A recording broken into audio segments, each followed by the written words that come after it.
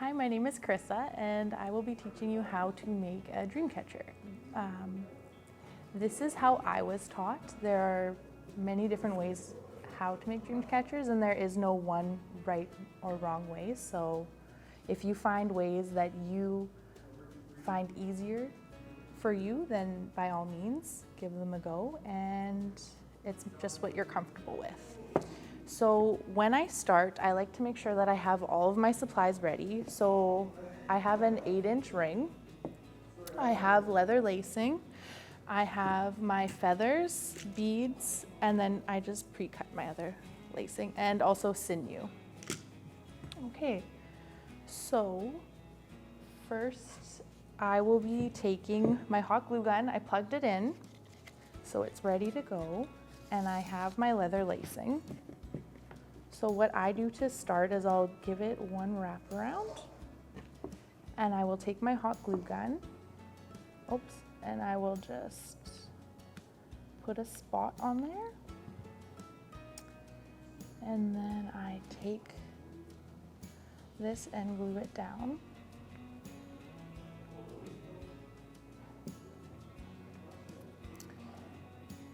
Once it's glued down, usually hold it there for a couple seconds to make sure it's secure.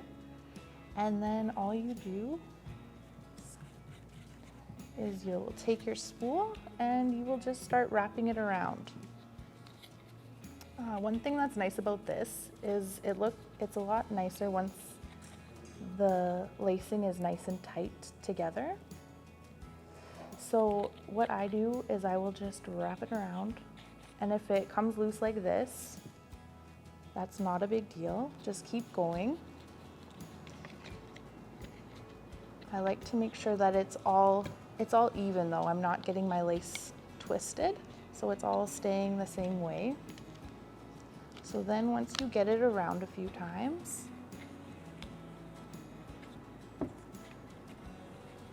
what I do is I will push it together and I'll just give it a twist, and this just tightens it. So once you're done and you're putting your sinew on, your lacing stays together. So you'll continue to wrap it around until you got it all the way, and I'll just show you what that looks like. So once you have it completely wrapped, you'll take your leather and you will cut to the end, and then you'll take your hot glue gun and you'll glue it down. So once you have that done, it will look like this. And like I said, just remember, twist it, make sure it stays nice and tight. And then once you have that complete, I take the sinew, and they usually come on little spools, but I just like to have a little piece ready for myself. Okay, so what you do, this is something where I was taught that it doesn't matter how you tie it as long as it stays together. So all I do is I will take my sinew and I will just do a very simple knot. So I will wrap it. Sorry.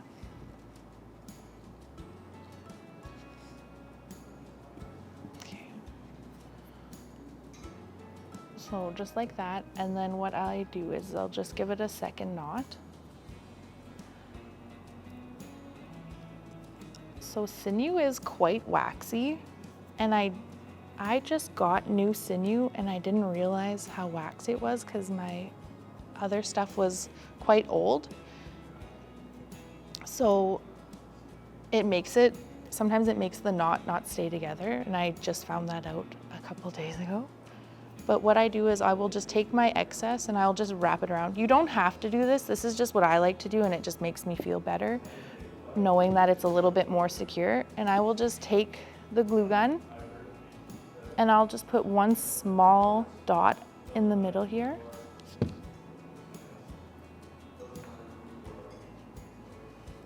And then just wipe off the excess glue and cut off the excess sinew. Oops. Okay.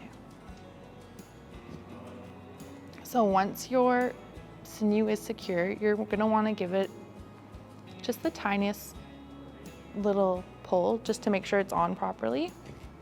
So once you have your sinew tied, you take this piece and you will put it over your hoop and through the loop. Okay, and once you have that, you will pull. And then you will have just a little line like this. And all you're gonna do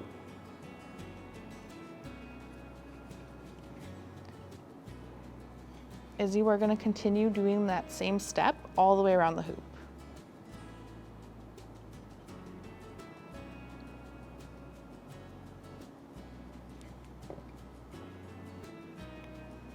And then don't worry if this part comes loose, I just pull that before I pull this one. And then it'll just have your little lines along your hoop. And I was never taught that you had to have it a certain space, certain length apart. I usually just do about an inch and a half. As your hoops get bigger though, it might be easier to do the spacing further apart, just because as you get into the middle, the spots will get a lot smaller to push through, but you'll see as we go what I'm talking about. Okay. So just continue all the way around.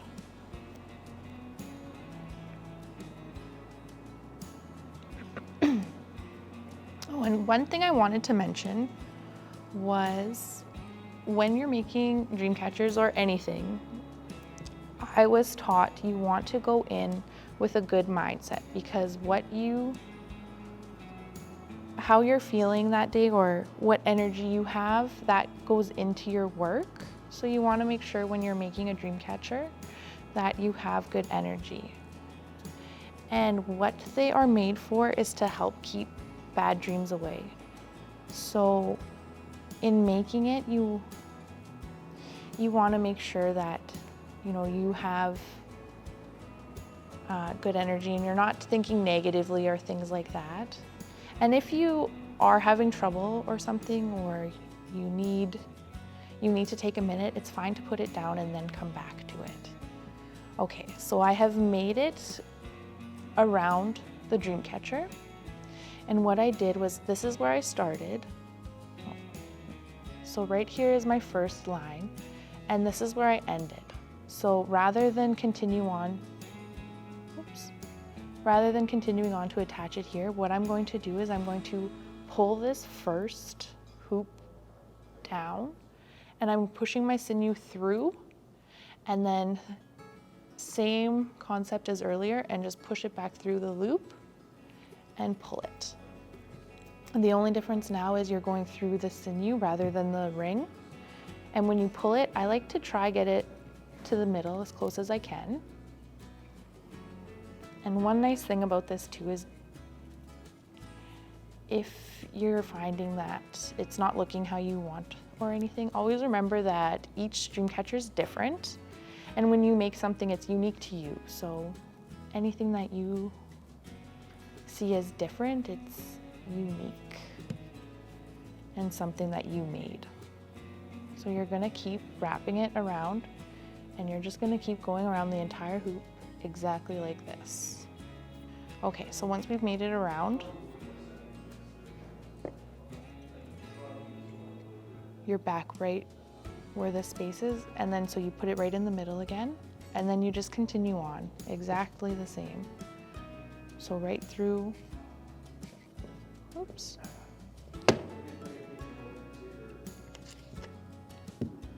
And then back through the loop. Okay, so you are going to just continue on doing that. And the nice thing about sinew is it holds its place fairly well. So if you do have to get up and you need to take a break or whatever the case may be, you have to start doing other things with the day, you can leave it and you'll come back. If it's a little bit loose or off-centered, you can just give it a little pull and push it even to the middle or wherever you want it. And it stays pretty well. Okay, so you're gonna continue to wrap, and this is what it will start to look like. So what I did with this one was I took these small little beads and I just put them through the end of the sinew and I added them on. You don't have to add these, just if you want to, and it doesn't have to be all around either. You can add one, you can add two, or you don't have to add any. It's all with how you want to make it. Okay. So with Dreamcatchers, as I was saying, traditionally they're made to help keep bad dreams away. So the purpose of the web look is this is what I was taught, is that it is meant to catch your bad dreams.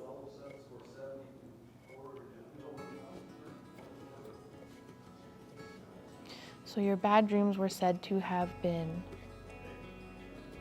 stuck within this part of the sinew, and the circle part is the space for the good dreams to pass through. So I have made it all the way around again. And what I wanted to do was show how to tie the end off, and it's a lot like the first tie. So what you're gonna do is you have it done here, and oops. What I do is I just push it through again like I'm going to do the wraparound again, but I keep it on the same one I just completed, and then I will bring it through. Oops. Bring it through my loop again and just knot it right at the end. Oops.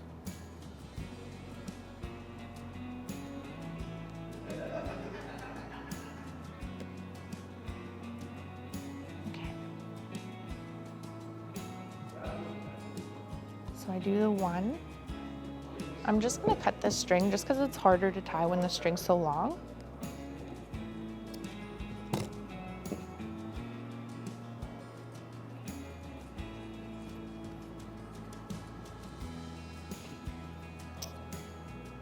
So it's knotted once. I always just like to do a second one. It just makes me feel better. But you just take it through the Dreamcatcher. Oops. And oops.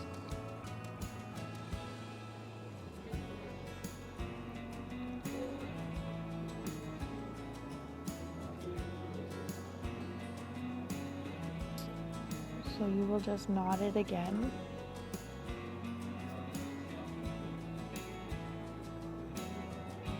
Okay, and then once you have that, you can again just cut off the excess.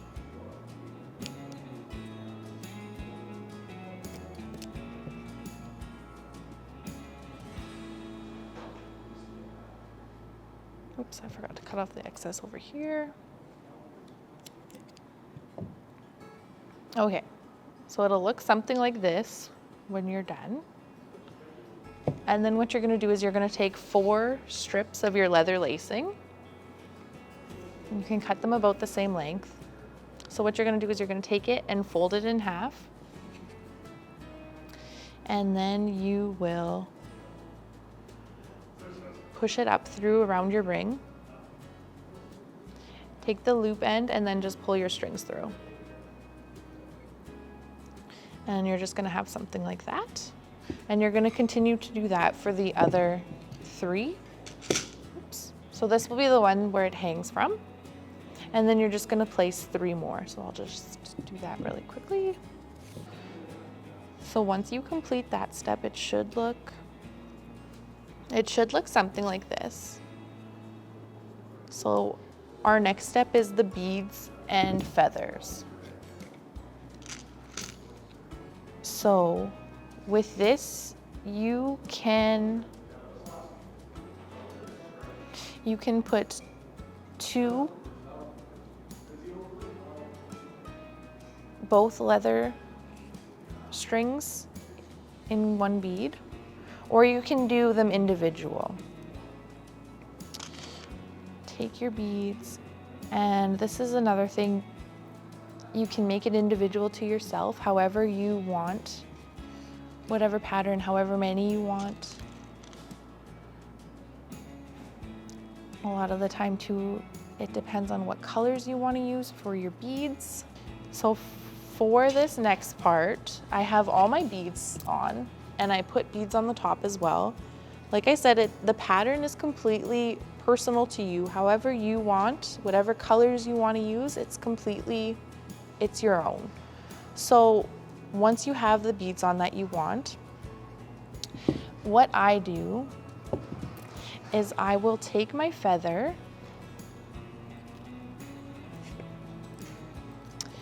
and what I do is I use my glue gun, just because I've made dream catchers in the past, and I made one and my little guy came and he started taking all my feathers out. So what I started doing because of that is I just put a little dab of glue on, put the feather on, and then put the bead over the feather. So then I know it's not gonna go anywhere. Okay, so I'll just show you again. So what I do is I'll take,